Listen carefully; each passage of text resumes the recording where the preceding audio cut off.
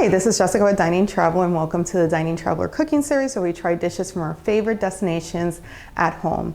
I realize I've made a lot of recipes about my beloved Puerto Rico, but the one thing I'm missing is how to make sofrito. Sofrito is our cooking base, is what makes our food so aromatic and yummy. The roots come from Spain, even though other locations like Italy and France have their versions too. But this one, of course, has a little tropical twist. So let's get started.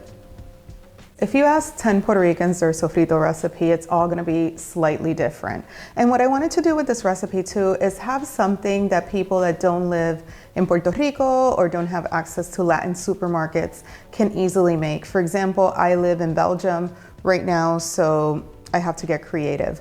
So we have peppers. I'm using cubanelle peppers that are slightly sweeter. A lot of folks use bell peppers. It's a matter of what you can find. I was super lucky to find recao. You can also call it flat leaf cilantro. I found this at the Vietnamese supermarket. And that's another tip. If you don't have a Latin supermarket where you're at, try looking at the Asian supermarkets, especially the Vietnamese ones, because you can find these ingredients. We also have onions, garlic, cilantro, dried oregano. This is an example of something that I couldn't find in Brussels, and God knows I tried, was fresh oregano leaf or even oregano brujo, which is what we use in Puerto Rico.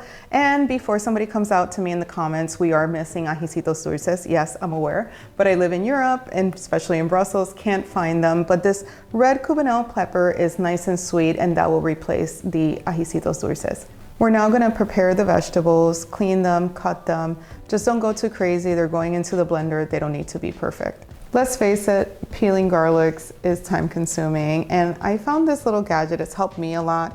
I found it at Sur La Table for $8. It was recommended at a cooking class. You just put the garlic in here, you roll it on the counter, and boom, the peel is gone.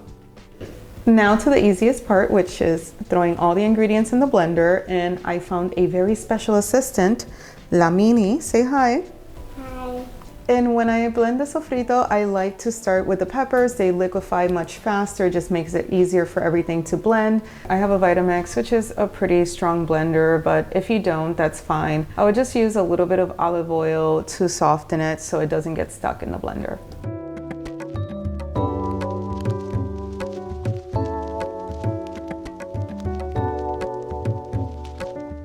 Now we've made the sofrito and it smells delicious. And now let's talk a little bit about how to store your sofrito at home. I know many of you, if you have a Puerto Rican mom, you guys know about the whole country crock. My mom always uses those. Sometimes even to this day, I go into the fridge thinking it's butter. No, it's sofrito.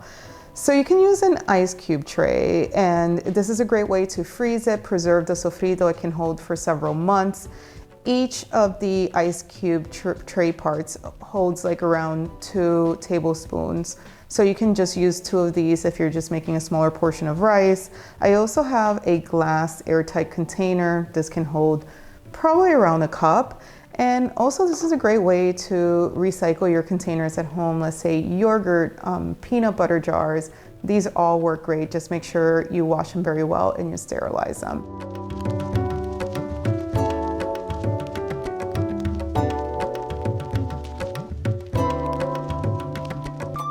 So this is how we make sofrito at Casa Dining Traveler. This is my mom's recipe, and I hope to pass it on to this little one of these days. If you guys have any questions or feedback, please share them in the comments. Don't forget to like and subscribe. Gracias y adiós. Adiós. Adiós. Adiós.